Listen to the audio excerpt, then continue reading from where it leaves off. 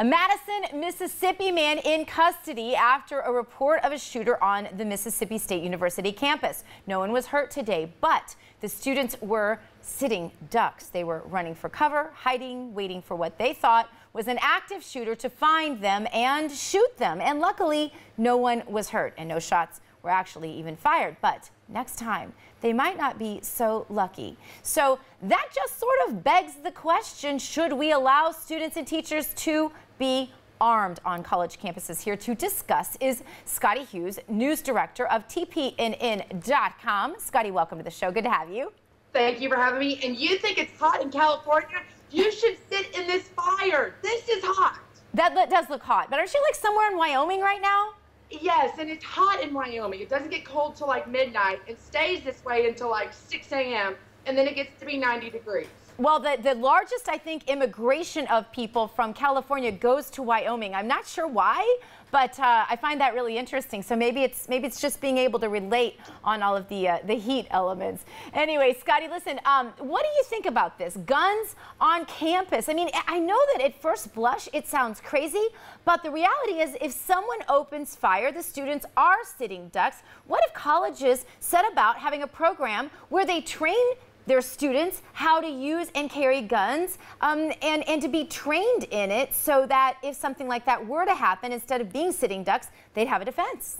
And we've seen it time and time again. These incidents continue to happen at gun-free zones. College campuses obviously being right for that. And we've seen these shootings, and it's not just Virginia Tech. These kind of threats are going to continue to grow. So how do you handle it? A good idea is employing lawful citizens who have been trained that they can actually carry the guns themselves. And I think as long as you continue, I mean, what makes a difference? If you are a student, you are still an American citizen, you still have rights on a college campus like you would have anywhere else in the country. So why not, if you are lawfully trained in carrying that gun, why shouldn't you be allowed to have it in the classroom with you?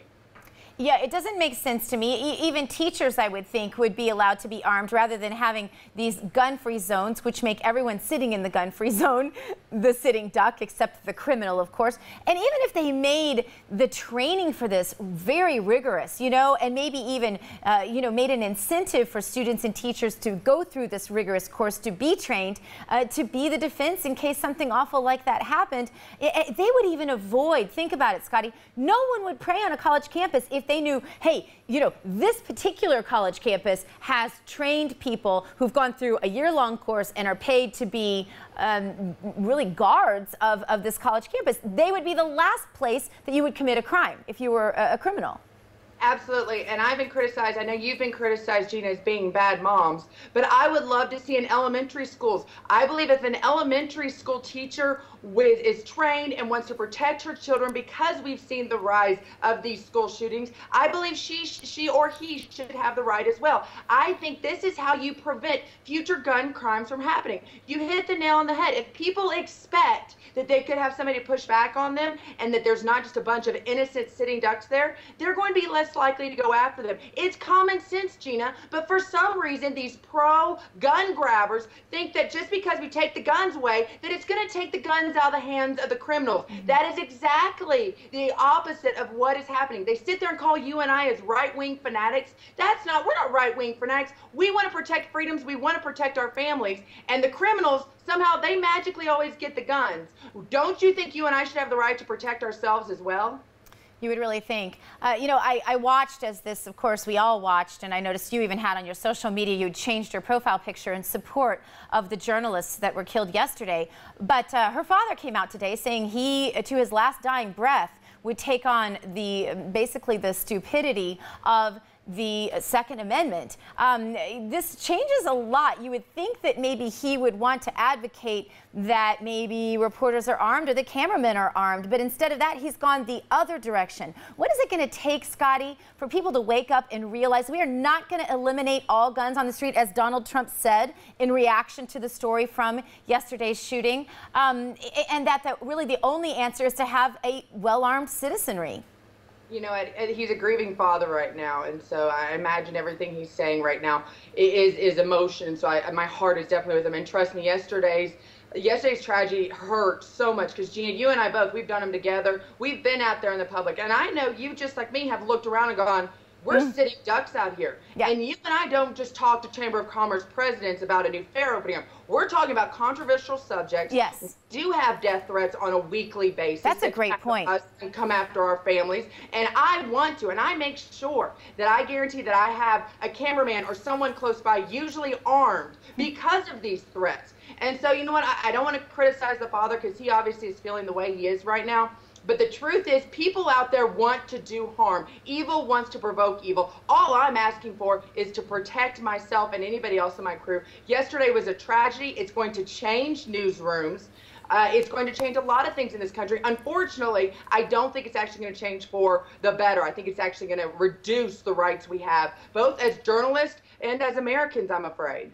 Well, I think the one good thing about that is that a lot of supporters, let's just say on the conservative side of things, think that the Second Amendment says that whole little shall not be infringed part. So I think when you're at a conservative event, there are a lot of people that are packing whether or not the local, state, or local government has told them that they can. So I think a lot of times we're surrounded by a lot of security that we don't even know about. All right, Scottie, I want to shift gears just a little bit. Another trending story from today, Jorge Ramos and his interaction with Trump at the media event earlier this week, still trending, if you can believe it.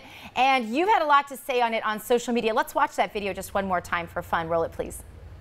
You know, you haven't been called. Go back to Univision. Go ahead. You cannot deport 11 million. Go ahead. You cannot deport 11 million people. You cannot build a 1900 wall. You cannot deny citizenship to children in this Sit down, please.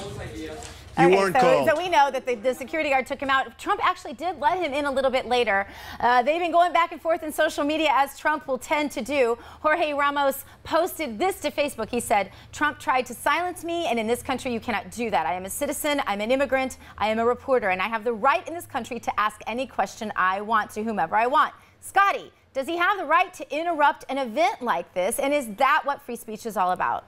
Absolutely not. There is an etiquette to being a journalist. Yes, we have rights, we have First Amendment speeches, but we also have to respect each other. He would not want me to go into a Hillary Clinton event and start screaming about all of the progressive agenda she's trying to push. Go into a Bernie Sanders event and go, excuse me, how much money have you made off the system, you liberal, progressive communist? I wouldn't do that. There is a respect level. And here's the thing about him. We know going into it now that he basically was a plant. His daughter works for the Hillary Clinton campaign. Right. Everything about him does not scream anything about integrity and journalism. He was there to make a scene. He tried to out-Trump Trump. But guess what, in the end?